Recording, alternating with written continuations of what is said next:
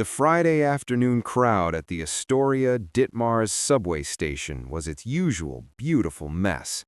A symphony of slamming doors, screeching brakes, and 5 different languages arguing about who was next in line for the uptown train. I was just another face in the crush, shoulder to shoulder with strangers, trying to get home to my studio in Jackson Heights. That's when I felt a hand on my arm, a firm grip, insistent. I turned, ready to snap at someone cutting the line, and my breath caught in my throat. "Why do you keep avoiding me, Chloe?" Leo Martinez. He was standing right there, holding a messenger bag and a look of pure, frustrated hurt. 6 months. For 6 months, since he'd sublet the apartment across the hall from mine, I'd perfected the art of the disappearing act. I knew his schedule better than my own. He left for his graphic design job at 8:15 a.m. I left at 8:30. He did grocery shopping at the Key Food on Roosevelt Avenue on Sundays. I went on Saturdays. If I heard his door open, I'd wait a full minute before leaving mine. I'd taken the long way around the block to avoid passing him at the bodega. I'd even, and this shamed me, pretended to be on a very important phone call when I saw him in the laundromat, just so I wouldn't have to say hello. I'm Chloe Bennett. I've been an emergency room nurse at Mount Sinai, Queens for 9 years. I've seen things that would make most people quit on day 1. I've held pressure on wounds, cracked ribs doing CPR, and looked into the eyes of people knowing they were taking their last breath. I'm good in a crisis, calm. But the sight of my neighbor, this man with kind brown eyes and a hesitant smile, turned me into a coward. And now he'd cornered me, not between mailboxes and a hedge, but between a shuttered newsstand and a mosaic-tiled pillar, with the downtown N train roaring into the station. There was no escape without it being a scene. "What?" was all I could manage, the word lost in the subway din. "You heard me," he said, his voice rising over the noise. He didn't let go of my arm. 6 months, Chloe. You look through me like I'm a ghost. Did I do something? Did my music offend you? My cooking smells? What is it?" Looking at him hurt. It was a physical ache, a twist in my gut. Leo Martinez, with his faded band t-shirt and the little wrinkle between his eyebrows when he was concerned. Looking at him hurt because he looked so much like Mateo. "Looking at you hurts," I said. The truth just fell out, blunt and raw. I hadn't planned to say it. His expression shifted from frustration to confusion, then to something softer, more wary. He released my arm. "What does that mean?" He took a half step back, giving me space I didn't deserve. "Hurts how?" The crowd surged around us, a river of people splitting to flow past our little island of tension. I clutched my tote bag, the one with the EKG pattern on it, like a life preserver. 3 years ago, I started, my voice low. Thursday night, November, rainy. We got a rush call, MVA on the Grand Central Parkway near the Triborough Bridge, multi-vehicle pileup. Leo went very still. His eyes searched mine, and I saw the moment a dreadful understanding began to dawn. He knew. Of course he knew. "I was in the ambulance," I continued. "I had to get it out now, like pulling a bullet from a wound. We got to the scene. It was chaos, glass, twisted metal, that smell of burnt rubber and spilled coolant. My partner and I, we triaged. There was a sedan crushed against the guardrail. The driver was unconscious. In the passenger seat..." I couldn't say it. I looked at Leo's face, at the curve of his jaw, the shape of his mouth, and I saw his brother. "In the passenger seat was Mateo," Leo finished for me, his voice hollow. "My little brother."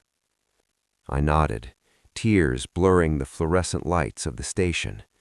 He was conscious. He was in a lot of pain, but he was alert, scared. I held his hand while they worked to cut him out. He kept asking about the driver, his friend, Javier. I told him help was coming. I told him he was going to be okay. The lie tasted like ash, even now. He had your eyes. He told me he was an artist, that he had a big show coming up in Williamsburg. He made a joke through the pain. He made a joke about the rain ruining his new sneakers. A tear traced a path down Leo's cheek. He didn't wipe it away. We got him in the rig. His vitals were unstable. He crashed before we even pulled onto the highway. I did everything by the book. We worked on him all the way to the ER, but the internal injuries, they were too much. My own breath hitched. He was gone before we got him through the doors. The silence between us was a vacuum, sucking in all the sound of the station. The announcements, the trains, the chatter, it all faded to a distant hum.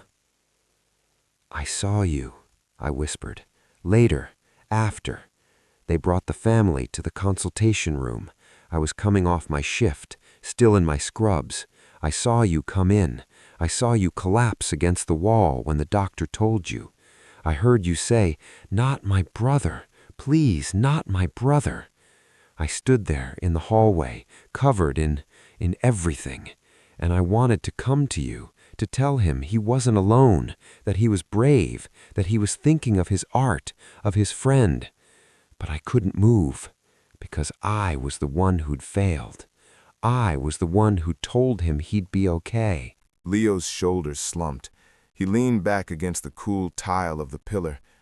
"I remember that night," he said, not looking at me. "I remember the waiting, the smell of the hospital, the feeling like the floor had dropped out. I don't remember faces, just the feeling. When you moved in," I said, the words tumbling out in a rush, "I saw you carrying a box of art supplies. It had his name on it, Mateo, and I knew. I recognized you immediately, and every day since, seeing you, it's like seeing him, seeing the life he should have had, seeing the grief I caused you just by not being good enough that night. So I avoided you, because looking at you, Leo, it hurts. It's a constant reminder of the one I couldn't save." He was quiet for a long time. A train came and went. The crowd thinned. Finally, he looked up, his eyes red-rimmed but clear. "Chloe," he said, my name softly, and it sounded different coming from him now, laden with a shared history I never knew we had. "I knew who you were, too." The world tilted. "What?" "The night it happened, in my haze, I asked the social worker for the names of the people who tried. She gave me a card from the ambulance crew. It had 2 names on it. One was yours, Chloe Bennett, RN. He let out a shaky breath. "I kept it in my wallet for a year. I don't know why. A reminder that people tried, I guess." My knees felt weak. "You knew? And you moved in across from me?" "Not at first," he said quickly. "The subnet was cheap, and my old place in Bushwick was falling apart. It was a great location. I didn't make the connection until I saw your name on the buzzer panel, Chloe Bennett, 3B. It hit me like a punch. I almost backed out. But then I thought, maybe it was a sign. Maybe I was supposed to, I don't know, thank you? See the person behind the name? And instead, you got a neighbor who acted like you had the plague," I said, the guilt a crushing weight. "Yeah," he said, a sad, small smile touching his lips. "That part sucked. I spent months wondering what was wrong with me, if I was that unlikable, if my grief was just leaking out and pushing people away." "It's not you," I said, the fierceness in my own voice surprising me. "It was never you. It was me, my failure, my guilt." "You didn't fail," he said, and his voice had a new strength. "The drunk truck driver who fell asleep at the wheel and plowed into them, he failed. The system that lets people drive exhausted, it fails. You were there. You held his hand. You tried. Do you know what that means to me? Knowing he wasn't alone with some stranger? Knowing someone who cared was with him at the end. You gave him comfort. You gave me that." His words were a balm and a brand. They soothed a wound I thought was untouchable, and they burned away an excuse I'd clung to for years. "I've been avoiding something too, Chloe," he admitted, looking down at his shoes. "Not just you, but life. For 3 years I've been stuck. I couldn't go into his old studio. I boxed up all his art. I stopped going to galleries. I just worked and slept and existed. Moving here was my attempt to start moving, but then I saw you and I froze all over again. Because you're a piece of that night, a living piece, and it was easier to just let you avoid me, to avoid dealing with it." We stood there, 2 strangers bound by the worst night of our lives in the middle of a Queens subway station. "So what do we do?" I asked, my voice small. "Do I find a new apartment?" "No," he said, quickly, firmly. Then he seemed to reconsider. "Unless you want to. But maybe we could stop running, both of us.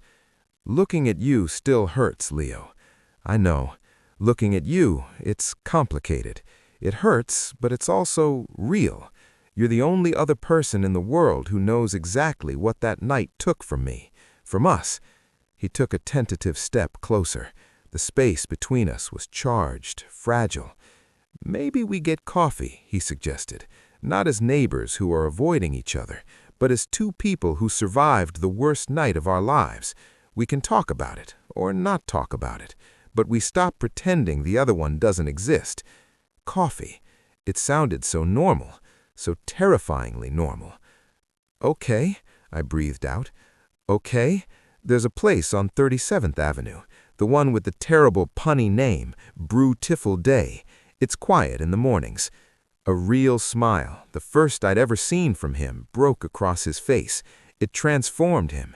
The grief was still there in the corners of his eyes, but it was shared now, not shouldered alone. "I know it. I've been avoiding it because I thought I saw you go in there once." A shaky laugh escaped me. "Tomorrow, 9? Tomorrow, 9. The next morning, I didn't hide. At 8:50, I opened my door at the same time he opened his. We both froze, then gave awkward, genuine smiles. "Hey, neighbor. Hey." We walked to the cafe together, not speaking much, but the silence was different. It wasn't avoidance. It was accompaniment.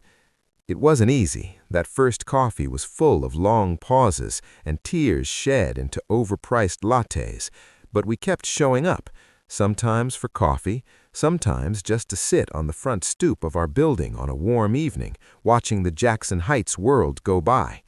One afternoon, a few months later, Leo knocked on my door. He looked nervous.